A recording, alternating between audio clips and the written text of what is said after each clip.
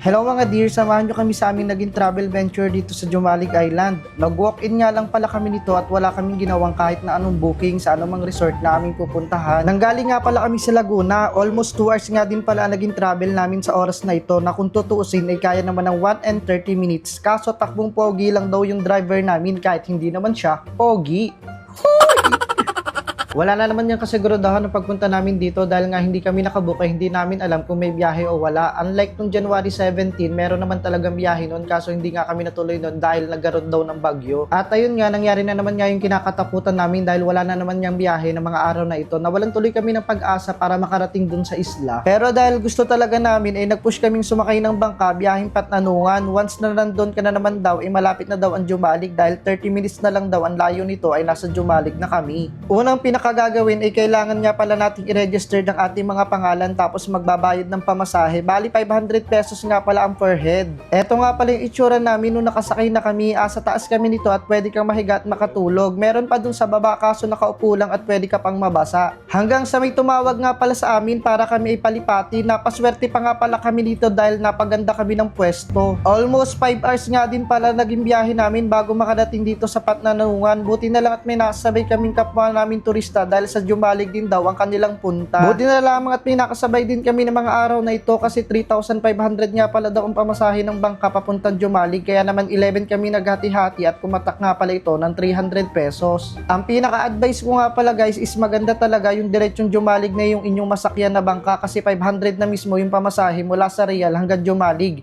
Mas napamahal pa nga kami dito kasi another pamasahe mula sa isa pang bangka. Hindi siya advisable daanan itong Patnanungan via Jumalig kasi nga naman dito pa kami natakot sa bangkang ito kasi nga ilang beses kaming muntik na atang tumaob. Ang lakas kasi ng alon at ang lakas rin ng hangin. Yung 30 minutes na biyahe namin papuntang Jumalig ay inabot ata kami ng 1 oras at kalahati kasi papihit-pihit kami sa gitna ng dagat. Buti na lang at magaling ang aming bangkero at naitawid kami ng ligtas. At dahil sabit nga lang pala kami sa aming mga kasamahan ay dito nga pala kami ibinaba sa may bandang dulo, hindi na mismo doon sa port ng Jumalig kasi nga mas malapit na daw yung resort nila dito. Buka na pa lamang ng Jumalig ay talagang maa-amaze ka na sa natatanging ganda nito kasi yung kabang-kaba kami kanina tapos nung once na kami ay nakatungtong na dito, napalta na ito ng excitement.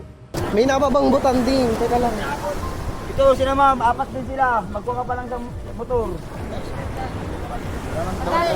Marabit! Ha? Ikaw, mahilig ka? Ang ganda. Ayun, may mga nagsisurfing na bata.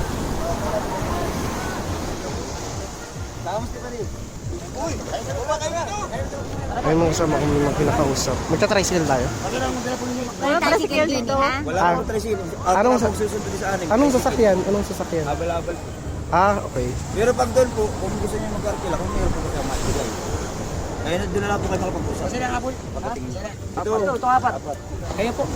Opo, kami po. May mga gamit pa.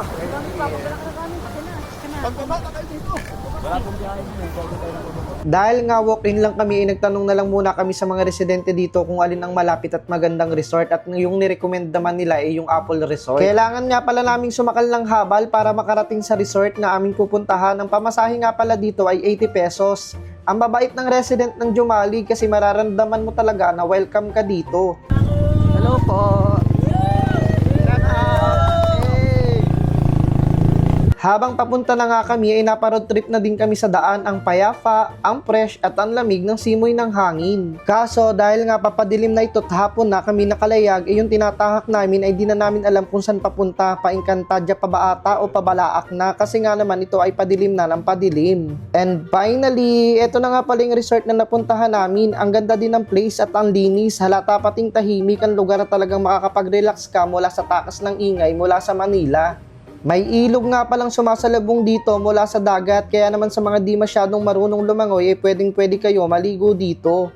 Ang rate nga pala ng nakuha naming kwarto ay 800 per day dahil 4 nga pala kami ay pumatak nga pala kami ng 200 per head ang isa. Mura na ito para kumpara sa iba. Isa pa sa mga nagustuhan ko sa resort na ito ay hindi mo na kailangan magdala ng kahit na anong gamit dahil meron na silang gamit mula sa kanilang kusina. As in, kumpleto na. Ang kailangan mo na lang dalhin ay yung mga lulutuin. Dahil nga alas 5 na ito ng hapon at papadilim na, nagluto na agad kami ng aming makakain. Ako ang nag-iihaw habang yung iba ay nakuha ng tubig at nagsasaing. kanya-kanyang toka para na agad kami ay makakain. Napaka-relaxing at tahimik talaga ng lugar, tapos ang ganda pa ng view ng sunset nila dito tuwing hapon kung saan pwede kang mag-relapse. After nga namin kumain at kumagat na nga ang dilim at ang liwanag ng buwan, kaya naman naisipan naming mag-explore sa gabi. Bali, binaybay nga pala namin yung ilog papuntang dagat habang yung mga kasama ko naman ay nagustuhan kumuha ng katang na umaahon sa tabi ng dagat. As of now, ito na yung naging first day travel namin. Share ko na lang ulit bukas yung mas exciting na naganap dito sa amin sa isla ng Jumalig.